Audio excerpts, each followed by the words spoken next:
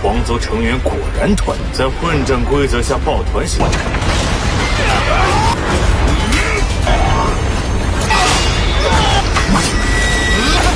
金三宇宙浩渺无垠。哥，想什么呢？他二人皆为不朽，今我大限将至。当早已跨入不朽，分心钻研时间本源法则。只是我们眼下应该专注于辛苦殿下专程前来。对朕与整个帝国于违抗帝皇的旨，如有拖延，参加擂台决战。和纳比尼刚好被分到一人混战的分组结。Halo kalian semua, selamat datang di channel Donghua Master. Bagaimana kabar kalian semua? Mimin harap kalian semua baik-baik saja. Dan pada video kali ini kita akan melanjutkan alur cerita dari serial Donghua Soulstar episode 132. Dan sebelum kita masuk ke cerita terbaru, mari kita sedikit mengingat cerita sebelumnya. Yang dimana pada cerita sebelumnya kompetisi para seleksi telah berlangsung sampai pada tahapan terakhir, yaitu pertarungan Lo Feng melawan roda angin. Yang dalam pertarungan itu Lo Feng mengalami kesusahan melawan roda angin karena roda angin memiliki kekuatan elemen angin yang begitu cepat dan juga sulit untuk dibaca. Dan sampai pada akhirnya Lo Feng pun mengeluarkan senjata terkuatnya, yaitu tombak Yansen. Sekaligus episode kemarin merupakan debut pertama dari bagaimana kekuatan dari tombak Yansen tersebut, yang dengan mudahnya harta Yansen itu dapat mengalahkan si roda angin, membuat Lo Feng pun menjadi pemenang pada kompetisi itu, dan Lo Feng bersama Hong telah naik ke babak selanjutnya. Sedangkan Lei Shen kemarin ia gagal karena telah dikalahkan oleh Ron Jun, dan untuk Lo Feng sendiri ia telah mendapatkan undangan begitu banyak karena kejeniusannya telah mengalahkan roda angin. Jadi banyak orang yang berdatangan untuk mengundang Lo Feng, dan itu merupakan inti cerita pada cerita sebelumnya. Kalau gitu pun sekarang langsung saja kita masuk ke bagian cerita terbaru. Cerita ini dimulai setelah pertarungan sebelumnya yang sekarang di dunia virtual alam semesta sedang heboh-hebohnya tentang kemenangan yang telah diraih oleh pihak dari Gunung Naga Hitam dan juga para warga dari Kekaisaran Gunung Naga Hitam. Mereka semua tampak gembira karena dari perwakilan Gunung Naga Hitam mereka adanya 3 orang yang telah masuk ke babak kedua, yaitu adanya Lo Feng, Hong dan juga Nabini.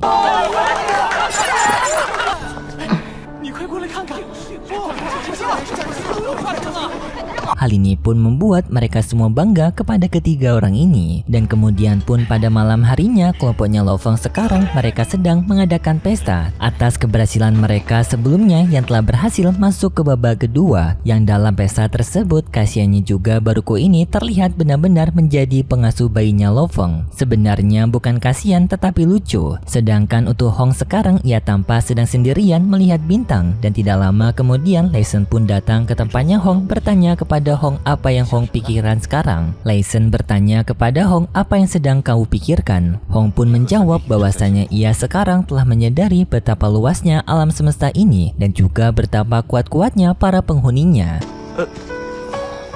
宇宙浩渺无垠。哥，想什么呢？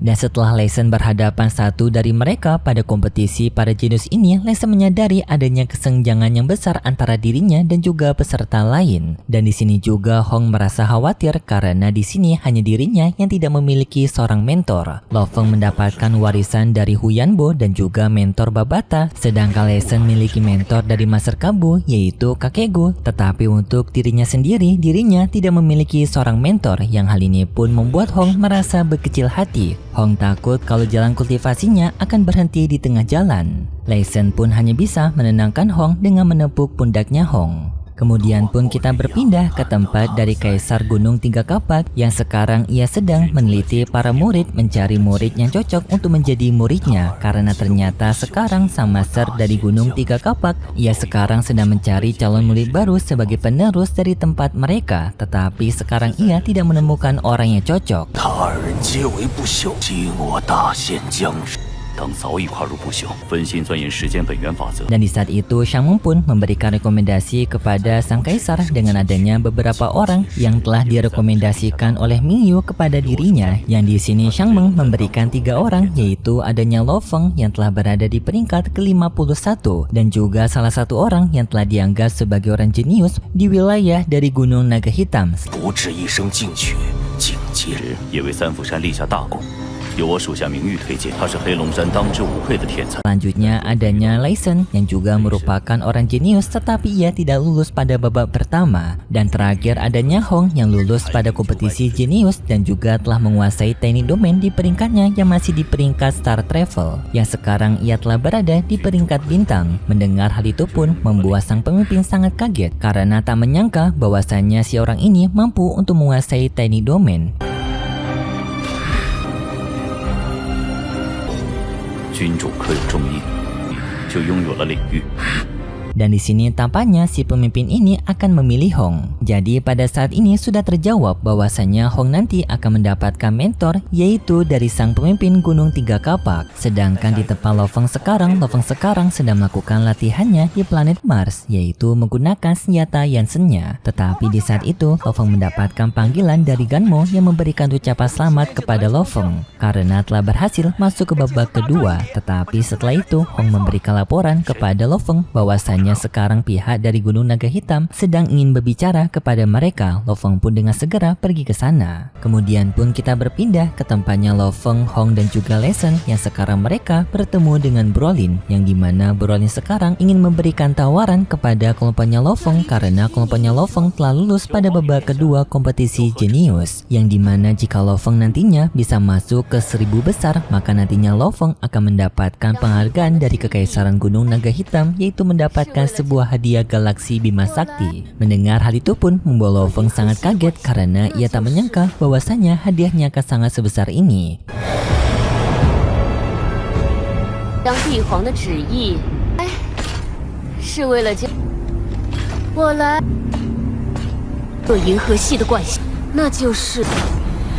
Babata juga menjelaskan kepada Lo Feng bahwasanya di galaksi Bima Sakti sendiri adanya Kekaisaran Silver Blue yang akan menjadi hak milik mereka dan juga adanya miliaran planet. Lo Feng pun bertanya kepada Brolin apakah planet bumi termasuk dalam hal ini. Brolin menjawab tentu saja iya, planet bumi sudah termasuk dalam galaksi Bima Sakti. Lo Feng yang mendengar itu pun merasa cukup curiga kenapa si Brolin ini tiba-tiba begitu baik kepada mereka. Apakah adanya rencana tersembunyi kepada mereka? Lo Feng khawatir Brolin memiliki rencana buruk kepada planet bumi. Ternyata benar Brolin menyampaikan bahwasannya hadiah ini tidak tertuju saja kepada Lo Feng dan juga Hong, melainkan juga kepada para peserta lainnya, yang artinya jika Lo Feng kalah pada kompetisi ini, maka hadiah galaksi itu akan diberikan kepada peserta yang lolos. Artinya Lo Feng tidak akan mendapatkan hadiah ini secara percuma-cuma, tetapi Lo Feng harus bersaing. Jadinya Lo Feng mau tidak mau harus berada di peringkat dari 1000 besar untuk bisa mendapatkan hadiah galaksi Bima Sakti ini. Jika tidak, maka hadiah galaksi Bima Sakti akan diberikan kepada orang lain. 只是我们眼下应该专注于辛苦殿下专程前来。对臣与整个帝国于违抗帝皇的旨，如有拖延。 Lo Feng bersama lainnya yang mendengar itu pun sangat marah dan bertanya kepada Brolin kenapa hadiahnya tidak dirubah saja bukan galaksi Bima Sakti, kenapa harus galaksi tersebut. Brolin menjawab bahwasanya ini merupakan keputusan dari sang kaisar tertinggi. Lalu Lo Feng pun meminta waktu kepada Brolin untuk tidak terburu-buru memilih galaksi Bima Sakti sebagai hadiah karena di sini mereka masih berada di posisi dari gencatan senjata. Tetapi Brolin kembali mengatakan bahwasanya semua keputusan ini merupakan keputusan dari kaisar tertinggi. Lo Feng hanya bisa menerimanya. Lo Feng pun mau tidak mau harus menerima ini dan ia justru berani menantang kepada Brolin bahwasanya ia akan membuktikan kepada Brolin bahwasanya nanti ia akan bisa untuk berada di posisi 1000 besar mendapatkan kepemilikan dari Bima Sakti dan juga planet bumi secara utuh. Brolin yang mendengar itu pun merasa tertarik dan ingin melihat bagaimana perjuangan Lo Feng nanti pada kompetisi selanjutnya. Dan lalu setelah itu mereka pun berpisah dari sana. Lalu Lo Feng pun bertanya kepada Babata bagaimana kompetisi selanjutnya akan berjalan. Babata menjawab bahwasannya pada kompetisi kedua nanti para peserta yang telah lulus sampai lebih dari 100.000 dan 100.000 peserta itu akan dibagi menjadi 1000 kelompok yang setiap anggotanya akan ada 100 pejuang yang nantinya mereka akan bertarung satu sama lain pada kompetisi 100 orang dengan hanya nantinya 10 orang saja yang akan lulus, yang artinya dari seluruh peserta hanya 900 peserta saja yang dapat lulus ke babak ketiga. ketiga. Kemudian pun kita berpindah ke tempatnya Brolin sekarang yang berbicara kepada Nolashan. Nolashan bertanya kepada Brolin bagaimana situasi tadi. Brolin menjawab bahwasanya ia telah membuat rencana yang bagus untuk Lo Feng kehilangan planet bumi, yaitu dengan membuat sebuah kompetisi yang nantinya jika Lo Feng dan juga Hong kalah, maka mereka tidak akan mendapatkan hak kepemilikan planet bumi, melainkan orang pihak mereka yaitu si Nabini. Karena jika Nabini bisa lulus, maka pemilik dari Bima Sakti alias bumi akan menjadi hak milik mereka. Artinya secara tidak langsung mereka tidak perlu bertengkar melawan Lo Feng karena bumi itu akan dibawa langsung oleh si Nabini. 参加擂台决战， 和纳比尼刚好被分到一人混战的分组结果以， 他们占了其中2个名额。 而纳比尼是224。 Dan juga pada kompetisi selanjutnya Hong nantinya akan bertarung melawan si Nabini. Jadinya mereka berharap saja bahwasanya Nabini akan bisa mengalahkan Hong. Singkat cerita, pada malam harinya kompetisi akan segera dimulai, yaitu kompetisi babak kedua dengan di sini Hong mendapatkan giliran pertama dengan ia akan melawan si Nabini. Dan sebelum pertarungan mereka dimulai, Lo Feng memberitahu kepada Hong bahwasanya nanti Hong akan bertarung melawan Nabini yang merupakan anggota dari Gunung Naga Hitam, dan Lo Feng sudah bisa menebak bahwasanya si Nabini lah merupakan kunci bagi Brolin untuk mendapatkan planet bumi. Jadinya di sini mereka harus bisa mengalahkan si Nabini. Hong menerima permintaan itu, dirinya akan mencoba untuk mengalahkan Nabini pada kompetisi kedua ini. Dan kemudian pun Hong memasuki dunia virtual untuk melanjutkan kompetisi keduanya. Dengan di sini banyak orang yang menonton sampai 1 miliar, termasuk Lo Feng yang akan menonton karena Lo Feng bertanding pada ronde kedua nanti setelah pertandingannya Hong. Kemudian pun Hong memasuki dunia virtual yang di sana Hong telah bertemu dengan para peserta lainnya yang akan berkompetisi. Dengan di sini Hong satu kelompok dengan Nabini dan juga si Palu Ajaib. Dan setelah itu pun kompetisi mereka dimulai yang dimana mereka semua pun masuk ke dalam arena pertempuran. Dengan aturan pada pertempuran ini hanya 10 orang saja yang akan lolos ke babak ketiga. Jadi dari 100 orang 90 orang akan gugur. Dan juga selama kompetisi ini berlangsung, maka arena pertarungan akan semakin menyempit yang artinya mereka tidak akan bisa kabur. Satu-satunya untuk bisa memenangkan pertarungan ini adalah dengan mengalahkan para lawan mereka. Setelah itu pun pertarungan dimulai yang dalam pertarungan tersebut terlihat Palu Ajaib yang berhadapan melawan seseorang yang cukup kuat. Awalnya ia bisa mengalahkan para murid-murid Klonco, tetapi pada akhir ia melawan seseorang yang begitu kuat. Dengan orang ini memakai armor seperti alien dapat mementalkan si Palu Ajaib.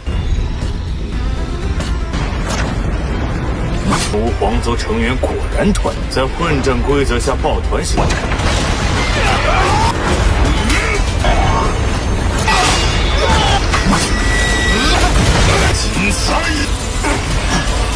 Dan bagi yang bertanya kok Palu Ajaib bisa masuki arena ini, karena si Palu Ajaib itu poinnya kemarin masih bisa mencukupi untuk lanjut ke babak kedua. Walaupun ia kalah, poinnya tetaplah unggul. Jadi si Palu Ajaib tetap diperbolehkan masuk ke babak kedua walaupun ia telah dikalahkan oleh Lo Feng sebelumnya. Dan sayangnya setelah itu cerita dari serial Donghua Soulstar episode 132 bersambung. Kalau gitu pun terima kasih buat kalian semua yang sudah menonton video ini sampai akhir. Jika kalian suka dengan video kali ini, bisa beri like serta subscribe dan sampai jumpa di video selanjutnya. See ya! 吾皇族成员果然团在混战规则下抱团行动。